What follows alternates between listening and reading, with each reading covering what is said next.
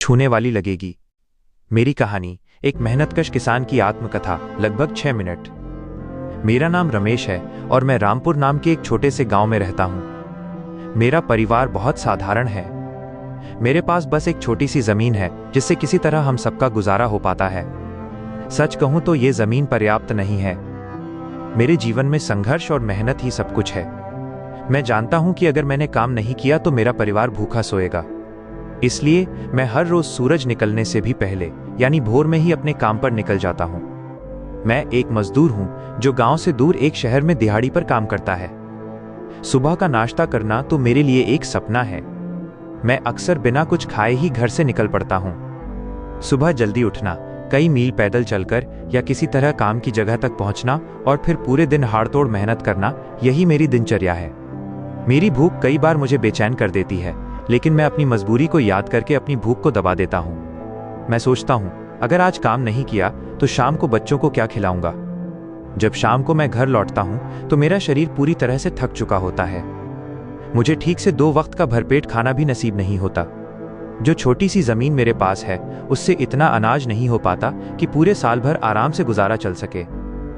एक शाम मैं काम से लौटा और अपनी पत्नी लीला से बोला, लीला, आज फिर काम ज्यादा था और सेठ ने पैसे भी कम दिए।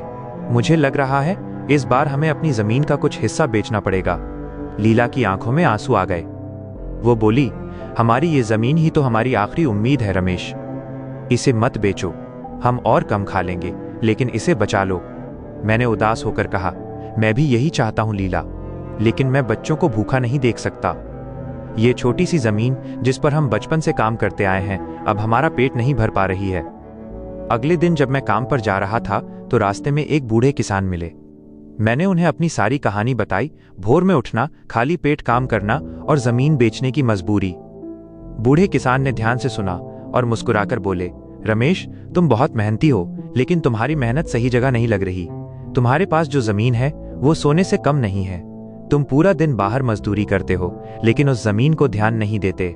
तुम उस जमीन पर ऐसा क्या उगा सकते हो जिसकी बाजार में सबसे ज्यादा कीमत हो। मैंने कभी इस तरह सोचा ही नहीं था। मैं तो हमेशा वही पुराना तरीका अपनाता था। किसान ने समझाया, छोटी सी जमीन है तो ज्यादा उत्पादन वाली फसलें लगाओ, जैसे सब्जियां या मौसमी फल जिनकी हर दिन मांग होती है। अपनी जमीन पर सही समय पर सही फसल लगाओ। और हाँ, सुबह खाली पेट मत निकलो। 2 रोटी खाकर जाओ ताकि शरीर में काम करने की ताकत बनी रहे। मुझे ये बात सही लगी। मैंने फैसला किया कि अब मैं अपनी मेहनत सिर्फ अपनी जमीन पर लगाऊंगा। मैंने शहर की मजदूरी छोड़ दी।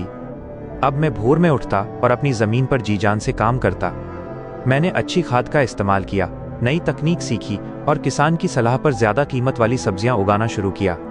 शुरुआत में मुश्किल हुई, लेकिन मैंने हिम्मत नहीं हारी। अब मैं पेट भरकर खाना खाकर काम पर जाता था। मुझे लगा कि भरपेट खाना खाकर काम करने से मेरी ताकत दोगुनी हो गई है। कुछ ही महीनों में मेरी छोटी सी जमीन पर हरी भरी सब्जियां लहलहा उठीं। बाजार में मेरी सब्जियों की अच्छी कीमत मिली। अब मुझे किसी सेठ के सामने हाथ फैलाने की जरूरत नहीं थी। मेरे पास अब इतना पैसा था कि मैं न सिर्फ अपने परिवार को भरपेट खाना खिलाता था, बल्कि अपने बच्चों को अच्छे स्कूल में भी पढ़ा सकता था। मैंने सीखा कि मेहनत ही सब कुछ है, लेकिन सही दिशा में की गई मेहनत सफलता की कुंजी होती है। मैंने अपनी छोटी सी जमीन को ही अपना सोना बना लिया।